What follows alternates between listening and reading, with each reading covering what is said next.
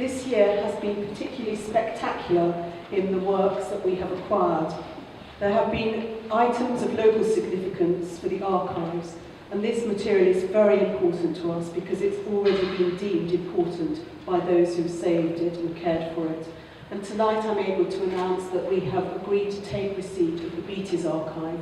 Some of you will have seen that in the department store in the Heritage Room, but I'm really pleased that actually it's going to be placed with us for safekeeping. In terms of artworks, it's also been a pivotal year in the development of the collections, one which I'm sure in future years we're going to look back on. We received a remarkable donation of pop artworks from the Eric and Jean Cass, works that they themselves had collected over a number of years and lived among in their house, known as Bleep. They have written to us because they can't be here tonight, and they've said, "I'm sure that you will take great care of them, and we sincerely hope everyone will enjoy what we ourselves have enjoyed over the years. We have been especially intrigued to see that the different items which have reached the various museums have created quite a new image." So I'm really hoping that they can come up, but they're quite elderly now. But it was lovely of them to write, and they did want me to mention them in the speeches this evening. Some of you might recall that we showed works by Ed Rouchet in the Artist's Room series, and he has honoured us with a work for the collection called Right. He's perhaps America's greatest living artist, having represented his country twice at the Venice Biennale. And we did invite him here tonight, and he replied. Unfortunately, he can't be here, but he sends his very best wishes to us all and expresses his great honour to have his work in the collections in Wolverhampton. So again, another wonderful gift to the collections. On a more local note, Ronald Pennell, a glassmaker who trained at the university and worked at the university, has also given us a work called Humanity as a Vessel. And he has written, "I'd like to say that Wolverhampton Art Gallery and the university have a very special place in my regard, which I wish to mark in some way. I can assure you that as a matter of principle, I never donate work, as I feel that whatever one creates must find its own place in the wider world." So again, I think we're really privileged that his work has come to us, something that he has chosen to mark his time and his association with Wolverhampton. To all those donors who I can't mention tonight, there is a selection of works on display in the cabinet that Jessica Bromley has put together. If you are here and would like to make yourself known to me, this is what I look like, and I'd love to meet you. Tonight we also celebrate the launch of our summer season of exhibitions. The exhibition Pauline Botie, Pop Artist and Woman, is part of a strand of exhibitions on pop art that presents the work of those artists whose work has been underrepresented in the histories of pop. The tragedy that struck Botie's life, she died at the age of 28, should not obscure her major contribution to this important movement, as I think the extraordinary sequence of oil paintings in this show evinces.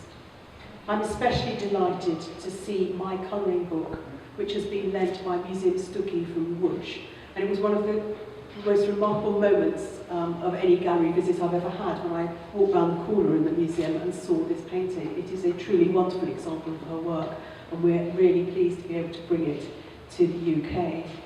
I feel that I have a little bit of a personal resonance with the work of Pauline Botie, because when I was looking around, one of the collages, some of you might have noticed, includes a famous portrait by Goya called Donna Isabel Cabos de Porfel.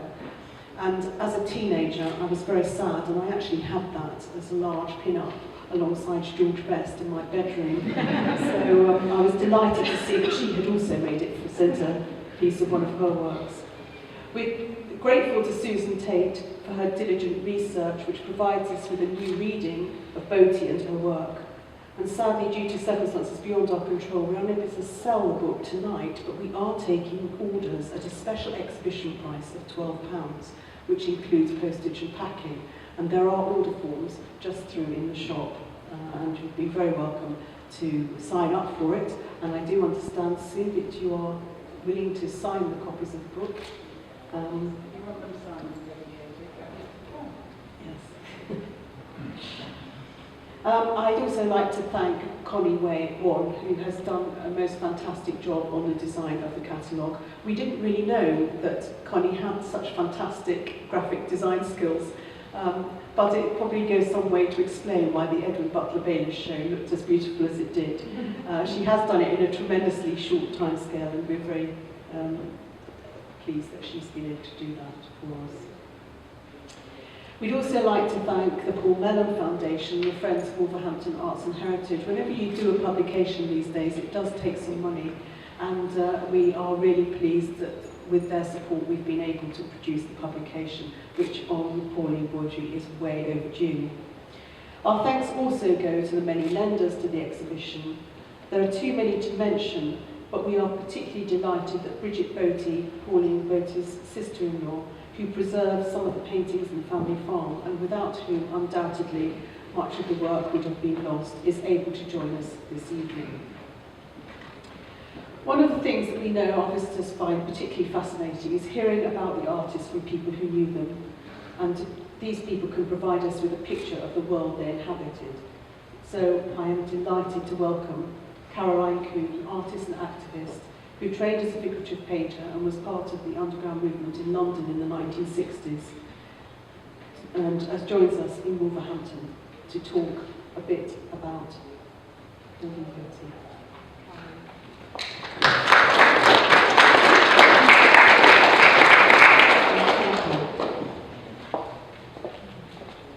We have been invited to the opening of this exhibition, Pauline Baudry's work.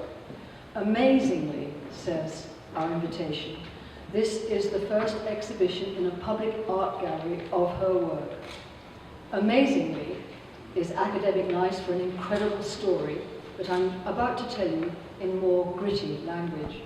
But first, let me give thanks to all those who have made this exhibition happen. Pauline Baudry's family, Wolverhampton Art Gallery, Dr. Connie Won, Marguerite Nugent, James the Mayor of the Mayor Gallery, Adrian Mebus of Whitford Fine Art, Zoe Lippert, who was part of the inspiration behind this, and of course, lead curator, Dr. Sue Tate. Now, let me set the scene. I can tell you some of this because I was there. I first saw Pauline Baudry's paintings with her present at her husband, Clive Goodwin's home in Notting Hill Gate. After Baudry died, I spent many hours in the presence of these paintings in the large apartment where Goodwin lived in South Kensington. Baudry's paintings were on all the walls, in Goodwin's office, in the corridor, in the kitchen. The large sitting room with It's a Man's World 1 and It's a Man's World 2 and John Paul Belmondo looking on was one of the most lovely rooms in London. It had huge French windows and a canopied garden swing seat covered in orange canvas beside a huge bowl filled with plastic yellow daffodils. Into this vibrant scene would come most of the cultural movers and shakers of the day to create, to plot and plan. Nell Dunn, Tariq Ali, Dennis Potter, Kenneth Tynan, Christopher Lowe, Derek Brochie. Before and immediately after her death, Pauline Baudry was in this cultural life, there, co-creating, co-present. Her art practice is an exact reflection and incorporation of the concerns and aesthetics of the progressive culture that they were made in and part of. As I got on with my life, I assumed these crucial paintings were safe, available, and or cared for in an art dealer's storage. In 1991, I went to the pop art show at the Royal Academy of Art. I was longing to see Pauline Baudry's paintings again. As I walked around the exhibition, I realized that something was very wrong. Except for one painting by Niki de Saint-Phal, the show was all male. Margaret Livingston had created an exhibition that was an apartheid, men-only space. All the women artists who are integral to the wide field that is called pop art were disappeared, excluded, gone. I was outraged. The exhibition was, frankly, a lie. After 2 decades of feminist scholarship and guerrillas girls' protest, white male curators were still willfully ignoring reality, busily falsifying art history, and not only erasing women from the canon, but also denying women their place in the public art space. If you remember back then, in dominant theory, woman was a disdained stereotype. For instance, the much lauded surrealist expert George Melly trashed Dorothea Tanning as a nursery surrealist. Here is Giselda Pollock noting what happened to Georgia O'Keeffe at the Hayward Gallery in 1993. Her work was greeted by a barrage of violent criticism in which the male art critical establishment pored over the surfaces of her painting to reassure themselves that she wasn't any good at it, so that they would not have to confront the complex articulation of women's perspective and sensibility on life, beauty, nature, belonging, and displacement and desire. It was at about this time that two people who helped overturn this apartheid politics of art selection came to visit me, Professor David Mellor and Dr. Sue Tate. Professor Mellor was creating his 60s art scene in London for the 1993 Barbican exhibition, and Dr. Sue Tate was beginning her research. David Mellor found Pauline Bote's paintings rotting and dust-covered in her brother's garage. He was moved to tears when he first saw them. He had them restored, and he included Bote's work with 8 more women artists in his Barbican exhibition. By including more women beside their male art colleagues than had ever before been included in a public art gallery exhibition, Mellor made his show history-changing. The white male establishment went berserk. They went to war. Dr. Mellor was verbally attacked and physically assaulted by, well, Dr. Mellor has always been too discreet to say who it was, but I've always imagined it to be some bully like Brian Robinson. Mellor was told that male artists X, Y, and Z would withdraw their work if Bote's paintings were not removed from the exhibition. Mellor stood his ground, and his inclusive curatorial intelligence gave the show the humanity and truth of real life. But the history-falsifying men-only exclusionists were not finished. I was invited to talk about the Barbican exhibition on BBC TV2. In reply to a question about Pauline Bote's painting, put to him by Richard Cork, Valdemar Janicek sneered, "Oh, Pauline Bote, she's a bad painter. She's just a dolly bird." Managing to contradict Janicek, I said, "You're absolutely wrong. Pauline Bote is a superb painter, and she is just as glamorous as the glamorous men around her, like David Hockney with his dyed blonde hair and his gold army jacket." I wish I'd been a bit more prepared to contest what Kate Millett calls misogynist brutal contempt, with a quip like, "You're not an art critic, Valdemar, you're just a meathead." What permanently altered art history and sealed the position of Pauline Bote in her rightful place as a vanguard innovator in the pop art movement were the 2 cooperating shows at Whitford Fine Art and the Mayer Gallery in 1998. James Mayer was the ideal person to aid this woman-included revolution. Ever since I was an art student, I've gone to the Mayer Gallery sure of seeing art by women artists, from Leonora Fini to Hannah Hock, and recently Dara Manio. Incidentally, James Mayer's next show, maybe his last in Cork Street, is a group of 5 women artists, including Agnes Martin and Aureline Moore. From 1998 onwards, the year that The Only Blonde in the World book to accompany the Mayer Whitford exhibition was published with foundation essays by Mellor and Tate, I don't think you'll find a book on pop art that fails to include Pauline Bote. Pauline Bote's paintings are here at Wolverhampton Art Gallery today, by chance and luck, yes, but mostly through the perspicacity of a few people who understood not only that they are superb works of art in themselves, but that they need to be seen as evidence of the extent to which art history was falsified by the exclusion of so much art by women.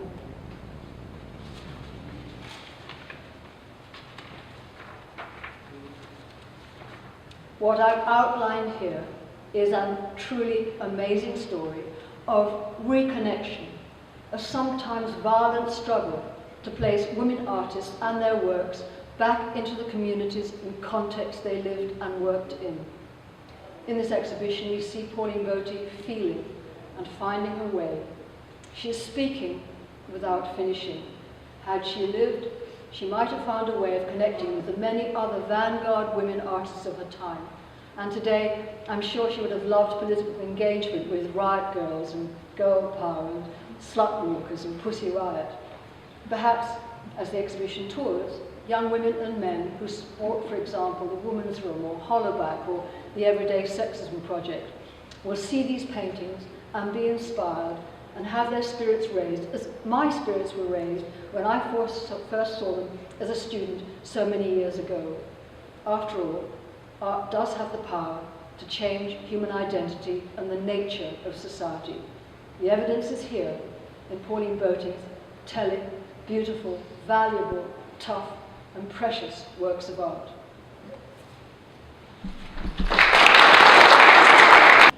We're also here to celebrate another exhibition which is on show upstairs. It's an exhibition called Tipping Point, curated by Jane Morrow, and it's an exhibition that presents the work of artists who've reflected on climate change. Wolverhampton City Council, some of you might not know this, has committed to a 10-year plan to combat climate change, and in 2009 was designated a transition town. This supports local action in the belief that small-scale responses will lead to real change. We're grateful to all the artists and their gallerists who've made the loans possible. And for those of you familiar with the work of WAVE, you will know how important it is that we champion topical subjects. So this is our contribution to the debate, that I'm sure you will find, as I have, that it is providing food for thought. Works include Darren Armand's film Bearing, in which you can almost smell the sulphurous fumes, a film that is both awesomely beautiful and terrifying. Our 18th century forebears would have identified this as sublime, but of course they did not have the added imperative to consider how such landscapes bring us close to the tipping point when impact becomes irreversible. The introduction to the catalogue has been written by Amanda Alsop, who was head of international climate change negotiations. It seemed highly appropriate to invite her to speak, because she's not only an expert on the subject, but she hails from Wolverhampton. She's recently been appointed as senior team leader in the Office of Renewable Energy Deployment for the Department of Energy and Climate Change, and tonight she comes home to share some thoughts on the subject. So Amanda, welcome.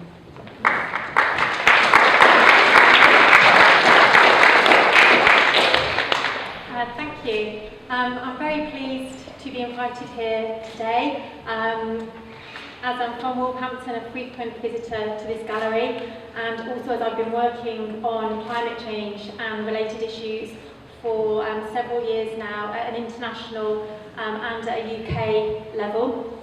Up until recently, representing the UK and the EU in the UN climate change negotiations, and now working on the issue of renewable energy. I thought I'd share with you today some of the background to the climate change issue. Some of you may have read the headlines earlier this month that the Mauna Loa atmospheric observation station in Hawaii recorded for the first time record levels of the carbon dioxide concentration in the atmosphere of 400 parts per million. And this figure of 400 parts per million is a very symbolic threshold which has now been crossed. So that's something quite historic that's happened this month, and I think it's really a real wake-up call to us all of the constant and continuing increasing levels of carbon dioxide in the atmosphere. Carbon dioxide is a greenhouse gas that is caused by the burning of fossil fuels and other human activity, and is the main driver of climate change. Carbon dioxide remains in the atmosphere for thousands of years, and it traps heat and it warms the planet. And this has an impact on all aspects of life on Earth. And climate change is not a distant, far-off possibility. It's something that is happening now, and we're seeing the evidence of it. One way to think of climate change is as a threat multiplier. So it's amplifying and magnifying risks that are already present, including food and water security, the risk of conflicts, and the occurrence of extreme weather events. But on a more positive note, it's not too late to take action and to avoid dangerous climate change. And we can do this by limiting the global average temperature to no more than 2 degrees above pre-industrial levels. And that goal is very challenging, but it is still possible. And ways in which we're trying to do this, at global level, there are efforts to agree a global treaty that all countries in the world would sign up to by 2015, that would commit them to binding emissions cuts, and also to take urgent action now to increase the level of ambition in the UK, in the EU, and in all countries. But this really requires a greatly stepped up response at the international and at the national levels, and involving business and the whole of society, and all individuals have a role that they can play. So I think the exhibition that's here at the Art Gallery, Tipping Point, I've just had the tour of it, and it's very thought-provoking, and I really think it's useful to inspire us all to think about and talk about the issues of climate change, and hopefully to take action in our own lives to address this issue, which is really vital for our generation, but also for future generations. And as I've got a future citizen of the world, give me a kick from within right now. I think I'll take that as my cue, but thanks very much. I hope you enjoy it. Thanks very much.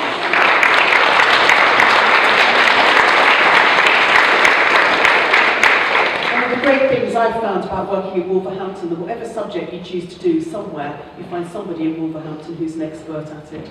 And so Amanda, we're delighted you came home to share those thoughts with us. Once again for Tipping Point, we've been fortunate to be able to work with Jerry Judah. I'm sure you won't mind me saying this, but last time he worked with us, it was a bit traumatic. And when I heard he'd won the commission, I did have a bit of a palpitation, because the works that he delivered last time were so huge, we had to get in special lifting gear to get them over the veranda and the balcony upstairs. But this time it's on a much smaller scale, but every bit as potent as the work that he did earlier. Jerry is with us tonight. He said he wouldn't mind showing... Oh, he's over here. Jerry is going to be upstairs and would be happy to talk to people about the Bengal series that he executed as part of the Christian Aid Commission earlier this year. So thank you for coming, Jerry, and do make yourself known to him if you're interested in talking further about his work.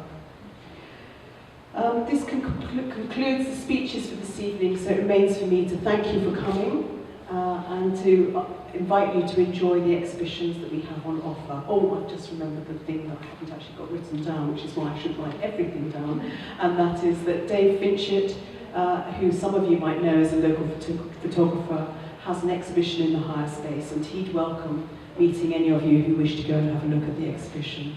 So thank you for coming and enjoy.